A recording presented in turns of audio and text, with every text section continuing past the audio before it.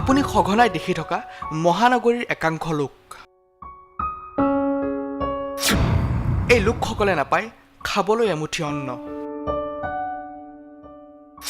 পিন্ধিবলৈ এওঁলোকৰ নাই বস্ত্ৰ থাকিবলৈ নাই বাসস্থান এইবাৰ এওঁলোকৰ বাবে ওলাই আহিছে অখিল ভাৰত ৰচনাত্মক সমাজ অসম নামৰ এটা সংগঠন আপুনি প্ৰায়ে দেখি থকা মহানগৰীৰ একাংশ লোক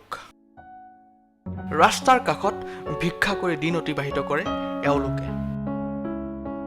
এইসকল লোকৰ কথা আজিৰ ব্যস্ত সমাজখনত ভাবিবলৈ কাৰো আহৰিয়ে নাই ইয়াৰ একাংশ যদি শাৰীৰিকভাৱে সক্ষম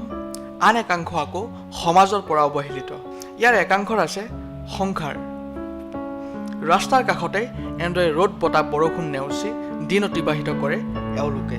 সেয়েহে এওঁলোকক অকণমান সঁহাৰি জনাবলৈ শুকুৰবাৰে ওলাই আহিল অখিল ভাৰত ৰচনাত্মক সমাজ অসম নামৰ এটা সংগঠন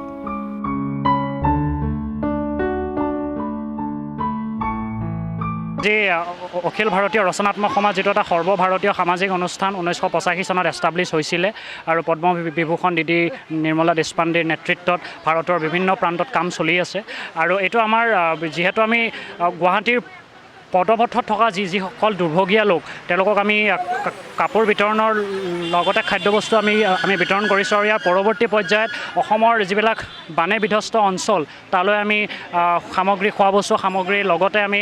কাপোৰ বিতৰণ কৰা কিছুমান ইনিচিয়েটিভ ল'ম বিশেষকৈ আপোনালোকে জানে যে মাজুলীত যে ভয়ংকৰ বানপানী সমস্যা হয় তাৰ লগতে লখিমপুৰ ধেমাজি এনেকুৱা অঞ্চলবিলাকত আমি বানপীড়িত ৰাইজৰ বাবে ফ্লাড ৰিলিফ এটা দিয়াৰ ইনিচিয়েটিভ লৈছোঁ আমি সকলো ব্যস্ত আমি ব্যস্ততাৰ মাজত সময় উলিয়াই কিছু দেৰি হ'ব পাৰে কিন্তু আমি প্ৰত্যেককে দিবলৈ চেষ্টা কৰি যাম হয় আমাৰ অসমত বহিৰাগত কোম্পানী আহি সাংঘাতিকভাৱে ধৰক আমাৰ শ্বপিং মলবিলাক বনাইছেহি আমি তেওঁলোককো অনুৰোধ কৰিছোঁ যে আমাক সহায় কৰক আমাৰ অসমৰ যিখিনি দুৰ্যোগমুখী মানুহ আপোনালোকে আমাক কিছু দি সহায় কৰক বুলি আমি তেওঁলোকলৈও কিছুমান এপ্লিকেশ্যন দি থৈছোঁ আৰু এই মিডিয়াৰ আমি অনুৰোধ জনাইছোঁ তেওঁলোকে আমাক সহায় কৰক আৰু যিখিনি মানুহে বৰ্তমান খাবলৈ শুবলৈ ধুনীয়াকৈ পাই আছে সেই মানুহখিনি আমাক সহায় কৰিলে আমি নথৈ আনন্দিত হ'ম দিনৰ দিনটো ভোক পিয়াহত থকা এইসকল লোকক অকণমান সঁহাৰি জনাবলৈ সংগঠনটোৱে লৈছে এই পদক্ষেপ সংগঠনটোৱে এওঁলোকক বিলাইছে খাদ্য আৰু কাপোৰ সঁচাই এই পদক্ষেপ লেখত ল'বলগীয়া